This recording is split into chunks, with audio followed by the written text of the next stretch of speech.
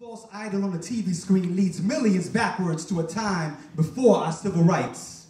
The Orwellian screens that control our lives went from silver screens and flat screens to cell phone screens, with messages approved by the Ministry of Disinformation, reposted as status updates and tweets. Out there, you do not control the message, you are controlled by the message. But tonight, inside these doors, a gathering of social progressives, of activists, of freedom fighters, gathered to honor the literary mastermind who opened these doors to us, the poets, the artists, the souls that value freedom of speech and choice over control.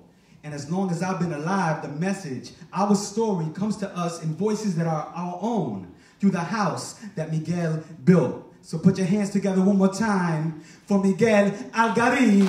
Thank you, thank you, thank you for what you've done for our people. Para nuestro gente.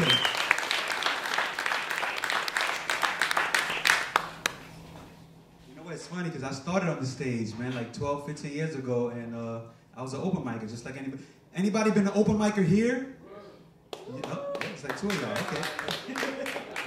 Yo, I didn't know that there was anything different than slamming, actually. I didn't know that, you know, you didn't have to be judged for your poetry. So I came in here and it was brutal, boy. They ripped me up hard, but I learned from it and I crawled out of that darkness, you know, and I found my own light. And that's the reason that we continue the movement today. And we do it with slams, we do it without slams. The point is that we're doing it. We're still writing, we're still creating, we're still getting that message out, controlled through us. All right, so. Also, let me say this, man. Let me say this about Miguel. He was born in Santurce, Puerto Rico. Puerto Rico in the building? Yes, yes. He served as a professor at Rutgers University. He's educated. That's part of the reason. He brings the education and the streets here in the Lower East Side back before the neighborhood changed. All right? This here was a movement that was, in the 70s, a lot of things were going on. The Vietnam era was going on. A lot of the Puerto Ricans were actually getting disheartened by what was going on. Their parents came here thinking that the streets were made of milk and honey. We found out something different, right? They shoved a rifle in our hands and they shoved a sewing machine in our hands and said, all right, you're a citizen now. Go fight the war. You're a citizen now. Work.